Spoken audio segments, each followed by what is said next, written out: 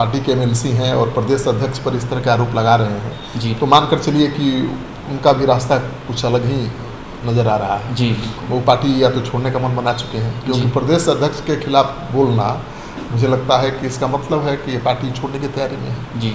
उपेंद्र कुशवाहा की बात कर रहे हैं, मतलब उपेंद्र कुशवाहा के साथ जा सकते हैं, संपर्क में है। तो उपेंद्र कुशवाहा को भी मौका मिल गया है। जी। फिर उन्होंने दावा कर दिया है कि जेडीयू में बड़ी टूट होगी। जी।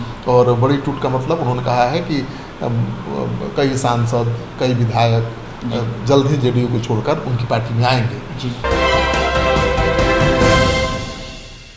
जदयू में बड़ी टूट की दावा उन्हीं के एमएलसी ने कर दी है। रामेश्वर महतो ने उमेश कुशवाहा पर कई आरोप लगाए हैं, साथ ही प्रदेश अध्यक्ष पर सीधे तौर पर अभी मुकरते हुए नजर आ रहे हैं। उनके प्रदेश अध्यक्ष का भी बयान आया है, मगर उपेंद्र कुशवाहा ने जिस प्रकार से और भी जो सांसद हैं उसके टूटने की भी बात कह रहे हैं, और साथ ही अभी हम तमाम इन जदयू की बड़ी टूट की संभावनाओं पर बात करेंगे।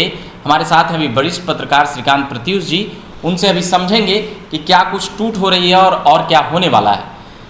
सर, जिस प्रकार से उनके एमएलसी का बयान आया, उपेंद्र कुशवाहा का भी बयान आ रहा है, तो इन सभी चीज़ों को कैसे देखते हैं? क्या जदयू अभी और भी टूटेगी?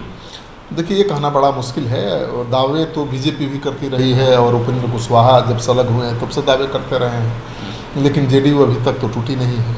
और जेडीयू के एमएलसी हैं रामेश्वर महतो, जिन्होंने प्रदेश अध्यक्ष उमेश कुशवाहा पर निशाना साधा है, और उन्होंने आरोप लगाया है कि उनकी वजह से ही उपेंद्र कुशवाहा नीतीश कुमार से दूर हो गए। जी। एक तरफ से उन्होंने उपेंद्र कुशवाहा की तारीफ कर दी है जी। और बता दिया है उपेंद्र कुशवाहा के लिए ज़रूरी।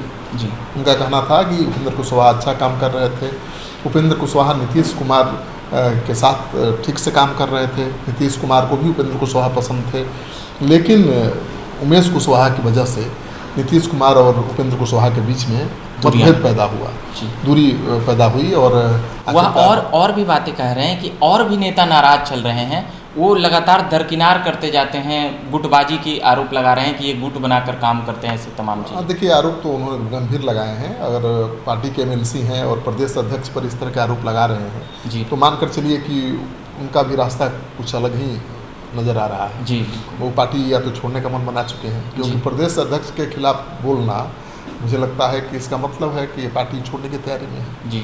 उपेंद्र कुशवाहा की बात कर रहे हैं, मतलब उपेंद्र कुशवाहा के साथ जा सकते हैं, संपर्क में है। तो उपेंद्र कुशवाहा को भी मौका मिल गया है। फिर उन्होंने दावा कर दिया है कि जेडीयू में बड़ी टूट होगी। जी। और बड़ी टूट का मतलब उन्होंने कहा है कि कई सांसद, कई विधायक जल्द ही जेडीयू को छोड़कर उनकी पार्टी में आएंगे। जी।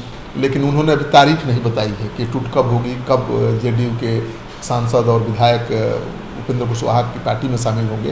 उन्होंने कहा कि सही मुहूर्त का इंतजार है, तो सही मुहूर्त कब आएगा ये भी देखने वाली बात है, क्योंकि आपको पता है कि 27 तारीख के बाद, जो 27 तारीख है, इसके बाद शादी ब्याह का मुहूर्त बंद हो जाएगा।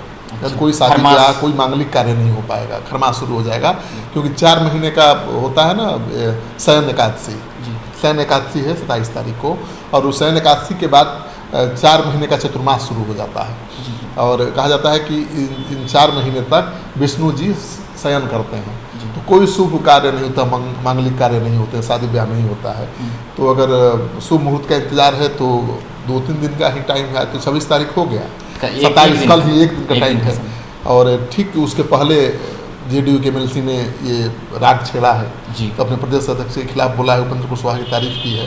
तो अगर कुछ बड़ा, कुछ वाकई है तो कल तक हो जाना चाहिए, नहीं तो फिर तो 5 महीने का इंतजार करना पड़ेगा, 4 महीने का, नवंबर चला जाएगा, 5 महीने का करना पड़ेगा, क्योंकि इस बार 5 महीने तक शयन करेंगे विष्णु जी।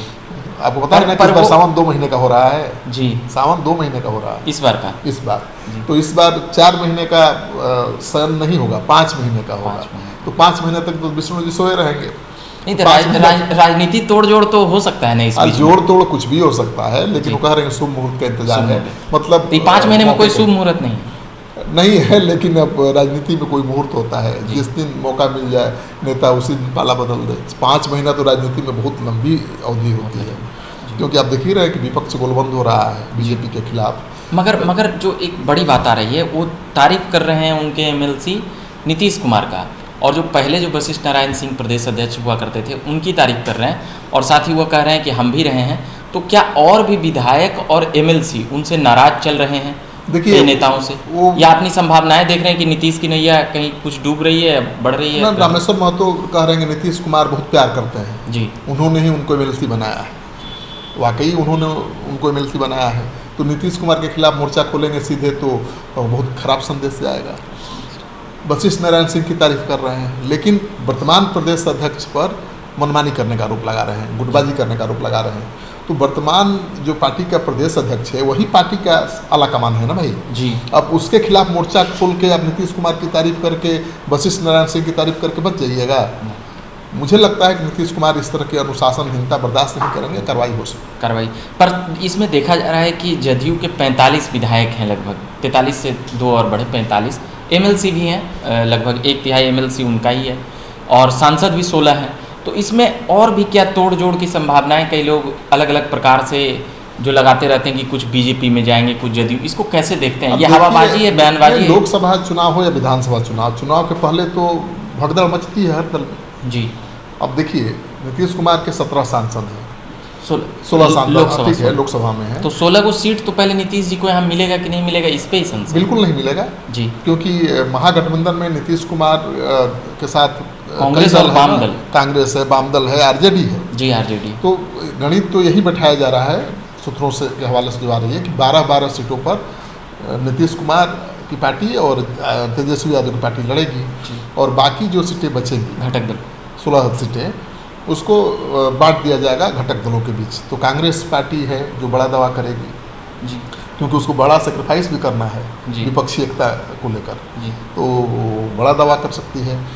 9 सीटों पर पिछली बार लड़ी थी, हो सकता है कि उसको इस बार कम मिले, 2 सीट कम मिल सकता है, लेकिन वाम दल भी 9 सीटों पर तैयारी कर रहे हैं। CPI-ML है, CPI है, CPM है, माझी तो अलग हो चुके हैं। 16 सांसद हैं और कम सीटें मिलेगी, तो कहीं ना कहीं जो 4-5 सांसदों में नाराजगी होगी, तो वो तो इधर उधर सेटलमेंट देखेंगे ना। बहुत ऐसे सांसद होंगे जो गठबंधन की वजह से जीते होंगे। पहले तो नीतीश कुमार बीजेपी के साथ थे ना, बीजेपी के साथ उनकी पार्टी का गठजोड़ था और उसका समीकरण कुछ और था। अब वो जेडीयू आरजेडी के साथ अब है, तो अब समीकरण कुछ और है। तो उस जेडीयू आरजेडी या कांग्रेस के समीकरण में जो सांसद फिट नहीं बैठेंगे, जिनको लगता है कि यहाँ लड़ने से उनको वोट नहीं मिलेगा, उनको तो छोड़ना ही पड़ेगा मजबूरी में जी। उसी तरह से जो बीजेपी के साथ अलायंस था जेडीयू का, और उस दौरान बीजेपी के सांसद जीते थे, लेकिन अब जेडीयू अलग है तो नहीं जीत पाएंगे, तो वो भी रास्ता तलाशेंगे। लेकिन बीजेपी के बाद है क्या कि सीटें बहुत हैं, बीजेपी के पास सीटें हैं लगभग। हाँ, उनके कोई भी सांसद पैदल नहीं होंगे, मतलब पिछली बार तो हो गए थे, खुश कर सकती है। नीतीश कुमार जब जेडीयू के साथ गए थे तो 6 सांसद उनके हटाए, टिकट हो गए जी, बेटिकट। इस बार ऐसी संभावना कम है, लेकिन फिर भी कहा जा रहा है कि बीजेपी कई सांसदों को पैदल करने वाली है जी, और कई नए लोगों को मौका देने वाली है। तो इस तरह की बातें होती रहती हैं। लेकिन पर भाजपा में एक अलग चीज़ ये थी कि राज्यसभा कुछ लोगों को सेट की और कुछ को राष्ट्रीय कार्यकारिणी जैसे चीज़ों में भी रख के या अपने संगठन में रख के। भाजपा बड़ी पार्टी है, केंद्र में उसकी सरकार है, बहुत लोगों को बहुत जगहों पर सेट कर सकती है। ये सहूलियत आरजेडी के पास भी है, क्योंकि उसकी सरकार बिहार में है ना भाई जी, वो भी बोर्ड में, निगम में, बहुत महत्वपूर्ण ऐसे बोर्ड है, निगम है, वहाँ पर एडजस्ट कर सकती है। तो भगदड़ के दावे में दम तभी दिखेगा ना जब पार्टी टूट जाए। केवल कहने से कि पार्टी टूट जाएगी, बीजेपी तो आज से कह रही है कि जेडीयू टूट जाएगा। उपेंद्र कुशवाहा भी कह रहे हैं कि जेडीयू के कई सांसद नेता सब संपर्क में हैं, रोज फोन कर रहे हैं, लेकिन सही मुहूर्त का इंतजार है। अब सही मुहूर्त कब आएगा भाई? अब तो आप अलग हो ही चुके हैं, बीजेपी के साथ जाने का। ये खबरें लगभग बीते 1 दशकों से चल रही है कि नीतीश कुमार, मतलब जब से 2013 से नीतीश जी बीजेपी से अलग हुए हैं या हटे हैं, तो उस समय से नीतीश कुमार पर ये लगते रहता कि जदयू अब टूटेगी, अब समाप्त होने वाले नीतीश मुख्यमंत्री, मगर हर सुबह से शाम तक एक खबर बनती है, ऐसा होता नहीं। जेडीयू और आरजेडी का मतलब क्या होता है ये समझ लीजिए जी। आरजेडी का मतलब है लालू यादव जी, और लालू यादव का मतलब है आरजेडी। अब तेजस्वी यादव हो गए हैं लालू की जगह जी, और जेडीयू का मतलब है नीतीश कुमार, और नीतीश कुमार का मतलब है जेडीयू। तो कोई छोड़ दे, आ जाए, चला जाए, क्या फर्क पड़ता है? नीतीश हैं जब तक, नीतीश हैं तब तक उनकी पार्टी है। चलिए, तो ये बात कर रहे थे हम वरिष्ठ पत्रकार श्रीकांत प्रत्युष जी से, और भी तमाम बातें करते रहेंगे। अभी के लिए फिलहाल इतना ही कहेंगे।